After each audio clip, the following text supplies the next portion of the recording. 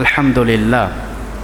উপস্থিত পবিত্র যুলকাদ মাসের সমাপনীতম জুমার সম্মানিত মুসল্লিন ইকরাম, আল্লাহ তাআলার দরবারে শুকরিয়া জ্ঞাপন করি। আল্লাহ পাক এই পবিত্র যুলকাদ মাসের শেষতম জুমায় আপনাকে, আমাকে, আমাদের সকলকেই মসজিদে আসার, বসার, রবের গোলামি করা তৌফিক এনায়েত করেছেন। সকলে বলি আলহামদুলিল্লাহ। দরুদ ও সালাম পেশ করি বিশ্ব মানবতার মুক্তির দিশারি মুহাম্মদ রাসূলুল্লাহ বলি সাল্লাল্লাহু আলাইহি ওয়াসাল্লাম। সম্মানিত হাজিরিন, পবিত্র যুলকাদ মাস অনেক গুরুত্বপূর্ণ একটা মাস। এরপরই হচ্ছে জিলহজ মাস, হজের মাস। 10ই জিলহজ পবিত্র হজের দিন। হাজী সাহেবরা, লক্ষ লক্ষ হাজী সাহেবরা ওই দিন মক্কা শহরে গিয়ে কাবা ঘর তাওয়াফ করবে, আরাফায় অবস্থান করবে, সাফা মারোয়া সাহি করবে, দৌড়াদৌড়ি করবে, শয়তানকে কঙ্কর নিক্ষেপ করবে, কোরবানি দেবে, মাথা মুন্ডন করবে। এভাবে হজের নিয়মগুলো তারা আদায় করবে, পালন করবে। হজ আল্লাহ পাক কবুল করে নেবে। সকলে বলি আমিন।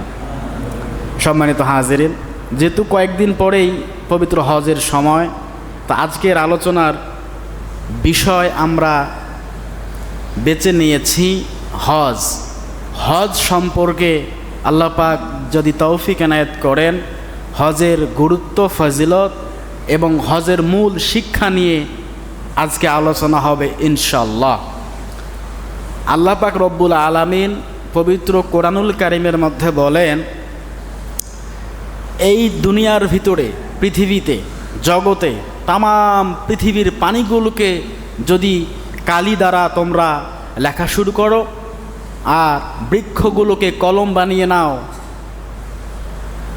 এভাবে যদি তোমরা লেখা শুরু করে দাও, আমি রবের কালিমার ব্যাখ্যা লিখে তোমরা শেষ করতে পারবে না। তদরূপভাবে এরকম আরেকটা জগতের, আরেকটা পৃথিবীর পানি এবং গাছগুলোকে কলম বানিয়ে, কালি বানিয়ে লেখা শুরু করো, আমি রবের এই কালিমা কোরআনের ব্যাখ্যা লিখে তোমরা শেষ করতে পারবা না। এটা আল্লাহ পাকের কথা। আল্লাহ পাক রব্বুল আলামিন এই পবিত্র কোরআনুল কারীমের মধ্যে অনেক কথা লুকিয়ে রেখেছেন, ঠিক কি না বলেন? আমরা বের করতে পারি না। আজ থেকে 1450 বছর আগে যে কোরআন ছিল, রসুল যে কোরআন পড়েছেন, সাহাবা একরামরা যে কোরআন পড়েছেন, আমরাও সেই কোরআন পড়ছি। পার্থক্য হচ্ছে তাহাদের ঈমান আর আমাদের ঈমানের মধ্যে অনেক পার্থক্য আছে না? অনেক পার্থক্য। কিয়ামত পর্যন্ত আল্লাহ পাক রব্বুল আলামিন এই কোরআনের একটি হরফ, একটি জের জবরও কেউ এদিক ওদিক করতে পারবে না। কারণ আল্লাহ পাক বলেন, কোরআন নাজিল করেছে আমি আল্লাহ পাক নিজেই, এবং এর সংরক্ষণ করার দায়িত্ব আমি আল্লাহ পাক নিজে নিয়েছি। বলি সুবহানাল্লাহ।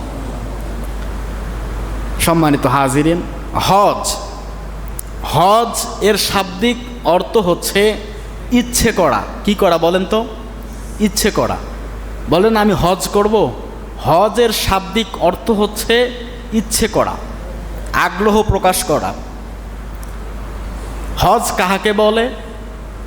নির্দিষ্ট সময়ে, নির্দিষ্ট স্থানে, নির্দিষ্ট নিয়ম মেনে, আল্লাহ পাকের হুকুম আহকামগুলো মেনে যে কার্য সম্পাদন করা হয় বা আমল করা হয়, তাহাকে হজ বলে। বুঝেছেন এবার সবাই?